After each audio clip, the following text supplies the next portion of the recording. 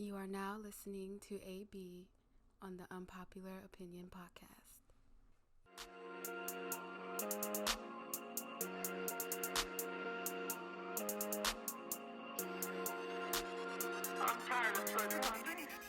What's up, everybody? You are now listening to the Unpopular Opinion Sports Podcast. My name is AB. I got Pat with me. We are in Bull City Studios getting it in. Y'all know what time it is. We got a special episode in store for y'all today, man. 3 great topics that we want to discuss. So, is Matt Stafford overrated? We're going to talk about that a little bit. The Detroit Lions quarterback. We're going to talk about him. Makur Maker, I think that's how you pronounce his name, committed to Howard University. Congratulations to Howard. He verbally committed to Howard University, one of the highest ranking players that by HBCU player has ever had. He is the highest, actually. And we're going to talk about that a little bit and how he came to that decision. We're going to talk about Kobe versus LeBron, chances to play in the NBA Finals between 2008 and 2011. They had opportunities to play. It never happened. We're going to talk about that and why. So let's go ahead and get into it. Pap, what's good, baby? What's going on? What's going on? It's big dog. Real quick. You can go ahead and take a sip, bro. We're going to get it in. We got a special episode, like I said, man. Matthew Stafford is my guy. You know what I'm saying? I'm going to go ahead and put it out there. He is my guy. I like Matthew Stafford. That's my dog. First round draft pick, first overall in 2009. You already got that face like you don't agree with me. Like, all I said was he was my dog. Hey, that's man, it. I was just letting you have it, That's man. it. He already... All right, so is Matt Stafford underrated, overrated? I'm sorry, is he overrated or is he, and we're going to talk about, is he a top 10 quarterback in the NFL right now, today? I think that he is both underrated and overrated. Okay. But I feel like he's a little more overrated. How? So no one really likes Matthew Stafford, and except me. There are reasons why. Exactly. You are on AB Island with this one. He has never made a real playoff run. Okay. He has never won his division. He has 1 playoff appearance. Mm-hmm. He has 1 Pro Bowl. Mm-hmm. He has very nice padded stats. Padded stats? Padded Oh, stats. okay. All right. Okay. The reason I say his stats are padded are for one reason and one reason only. It's easy to throw for 300 yards a game when you're down 21 points every game. All right. So I got a rebuttal for that, but go ahead. Yeah, I mean his numbers are nice. He's played almost every game in every season, so he's a pretty durable guy minus this year. Mm-hmm. I feel like he's important to the team, but he just isn't enough to really make or break them. He hasn't had many winning seasons. He just isn't the guy to get the job done. Okay. All right. Well, before I unleash, as Skip Bayless likes to say, I got a special caller that wants to call in to talk about this topic. We're going to go ahead and try to get him on the line right now. Let's see if he's going to answer this phone.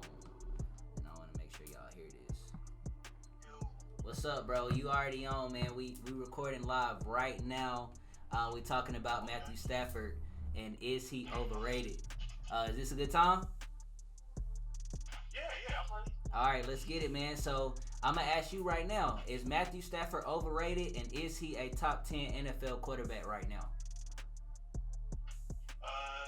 Yes, he's overrated, and no, he's not a top 10 quarterback. Wow. Come on now. Wow. I told you you're by yourself. No way, no how. AB Okay, Island. why? He's Tell a me why. smashy stuff. Tell me why. What'd you say? Tell me why. He is okay, for instance, you're in my group. Yes, now, sir. Kirk Cousins gets bashed all the time. Even before he was with my Vikings. I take up for Kurt, by the way. No matter what he puts up, no matter what kind of numbers he puts up, they say he don't show up in big games. Uh-huh. And I ask people all the time, when Matthew said, show me a game other than the New England game last year that when it's on the line that he showed up and balled out. He always disappears in big games, and nobody says anything. It's like with Kirk Cousins, it's like that's all that matters for him. It don't matter what he puts up. It's like, what's his record in a big game? Show me Matthew Stafford's record. I can show show you times where he just down at the end of the season, he doesn't show up. Go look at 2013. Like Aaron Rodgers hurt, Jay Cutler hurt, backups. They 7-5. We want to know what their record was in that year? 7-9. Pathetic. It was 7-9. He's overrated. He's flash, not substance. I'm sorry. I'm sorry. Nah, he's Matt Ryan. He's Matt Ryan. That's what he is. He's Matt Ryan. Oh. Yes, he's Matt Ryan. You give him a running game, they'll get. You give him a running game, maybe he'll get you to a Super Bowl. Maybe.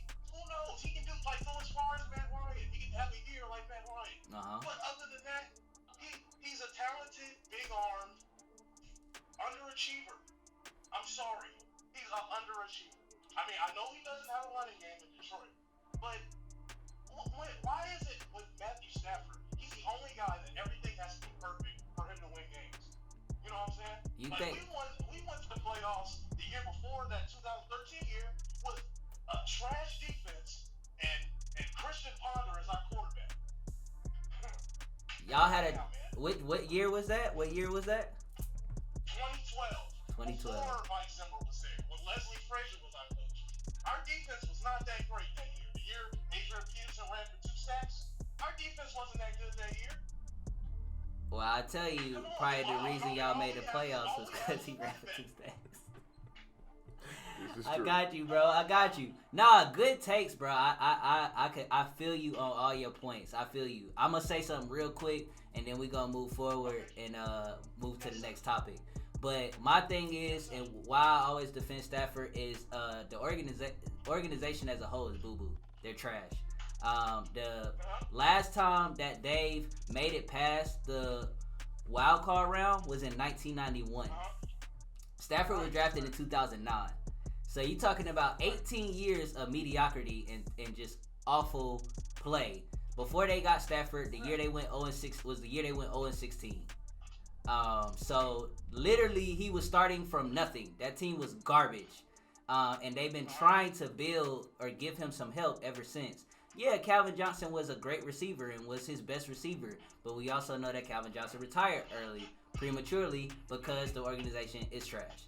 And they never have a good defense, ever. Like, they've only had a top 10 defense. Let me go. They only had a top 10 defense one time in his entire time there. 10 seasons, one top 10 defense. They never have a real running game. We talked about that a little bit. It's very inconsistent. And I'm not saying that everything has to be perfect. You mentioned that. But you got to have some help for the guy. Like, he's only had one receiver in Calvin, and Galladay is starting to emerge. Let me ask you a question, Aaron. You're in the NFC East, right? Yes, sir. Who's the worst ran organization in the NFC East? Probably the Redskins or the Red Wolves or whatever they about to be called. Redskins, right? Yeah. Did you make those same assertions for Kirk Cousins when you were downing him? I did. I didn't down him. I didn't down him. He had nothing.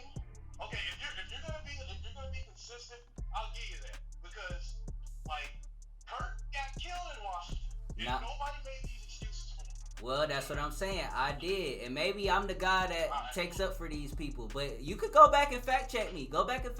Like, I do be taking up for Kirk in the group, so I'll say that. But bro, I appreciate you calling in, man, so much, bro. We appreciate it. We gonna move on to the next topic, bro. I'll holler at you later. Yes, sir. All right, man. Peace. One more thing, though, about this Matt Stafford situation that I do agree to in your part. The one year they did make the playoffs and he was a Pro Bowler, he had 8 fourth-quarter comebacks that season. So if the defense gives him a chance, he can get it done here and there. That's just one season where he got it done, though. So I don't want to jump the horse too hard on that. I just give you your credit on that. Yeah, I mean, he's not a turnover machine. I like Stafford, man. I like him. So and I think he's good. I think he's solid. So and I think you can win with him. But the organization got to be better. So we're going to go into the next thing. So Makur Maker committed to Howard University. Let's talk about that a little bit. And will Mikey Williams sign to HBCU? That's been rumored around too. Well, this is a really good pickup for Howard. Yes. Even though it's just a verbal commit, so he could definitely change his mind if I'm not mistaken. But he was the number 17 overall prospect in his class. Yeah. So that's a big deal for an HBCU. HBCUs don't get top prospects like that. I mean, he had teams like Kentucky, Memphis, UCLA, and Oregon. These are all top D1 schools. Yep. He had blue bloods on him, and he still chose Howard. Yeah. So that's a big thing, man, especially with a game like that. He'll change that whole system around because he's a 6'11" guard, essentially. Right. Yeah, if you have not seen highlights of Makur Maker, make sure y'all go check that out. He's going to be a force to be reckoned with, especially in that conference.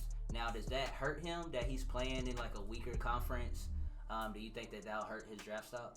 Not at all, because, I mean, if he wins his conference or his division or whatever, he automatically gets a turn in the NCAA tournament. Yeah, so he will still have exposure regardless of what happens, as long as he performs there. Now, that's the difference of the matter. They won't have the entire year to look at him. They can if they choose to, but that's where he's going to make his real presence known. And if he doesn't get the job done there, then that might hurt him in the decision to go to Howard. Yeah, he also said Lamelo Ball had a lot of impact and influence on him making this decision. Just seeing how the Ball family has maneuvered around college basketball, where, you know, if college basketball isn't working, they doing an alternative. They going overseas to play. They doing things of that nature. So, and it hasn't hurt LaMelo's stock. It actually might have helped. Mm-hmm. You know, he's talking about being the top 2 prospect in his draft. So it's really interesting just to see how these players are starting to make moves, and if Mikey Williams goes, which I heavily promote, him to go to a HBCU, I would love to see that happen, just because I think that we have to bring power back into black institutions. You know what I mean? Like, it'll be a very powerful thing for the top ranked players to start coming to HBCUs, to start not only just playing for the school, but learning knowledge about true black history, learning from black professors, being around, you know, their people, so to say. So I think that is something that would be tremendous for these players, and I'm a sponsor for that. I really hope that they start doing more of that, not only just in basketball, but in all sports. So we're going to talk a little bit about the LeBron-Kobe topic. We only got a few minutes left, but we're going to talk about this Kobe and LeBron potential going to the finals between 2008 and 11. Let's talk about that a little bit, Pap. What do you think about that? I would have loved to see that, just because I'm a LeBron fan. The competitive animal that both of them are. I just feel like LeBron's Cleveland years, he wouldn't have been able to get it done because of the pieces around him. Mm-hmm. And in the Miami days, Kobe didn't really have the pieces around him to get it done. Right. So that's why we were robbed of that beautiful scene that we all probably wanted to see. Yeah, man. I mean, I would have loved to see it as well. I think that once LeBron went to Miami, I think it would have been I don't think any outside of Dallas, of course, I don't think any team would have beat that Miami Heat team. We saw that the Spurs beat them later on, but those early stages when they were first getting going and before Wade had his knee issues or other injury issues he had, there was really no team stopping them. I mean, they looked so dominant. If you go back and look at highlights or games that the Miami Heat was playing, they have still like the best home record win streak or something like that, or maybe Golden State beat it or something like that. But I mean, they had like 28 games where they just won every game in the regular season, and they were coasting, if you ask me. So I think that the best season for it to happen would have been that 09 season when Cleveland lost to Orlando. That was the year, and Hedo Turkoglu, he don't get a lot of credit, but Hedo Turkoglu, Rashard Lewis, Jameer Nelson, Dwight Howard, that team was Courtney Lee had a lot of big buckets that series, I think. So they were a really solid team.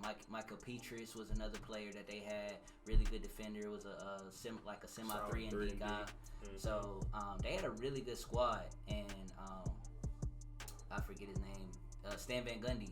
He had him really coached up really well and did a really good job on LeBron, containing him and keeping him at bay, making sure he took more jumpers than inside shots, because at that time LeBron didn't have like the consistent jumper that he has now. So I think that would have been interesting. Now, you said something that was very interesting. You said that Chris Bosh during those Miami Heat years was equivalent to Draymond Green. Please go into that. Well, it's not very hard to think about. I mean, Chris Bosh was the third fiddle.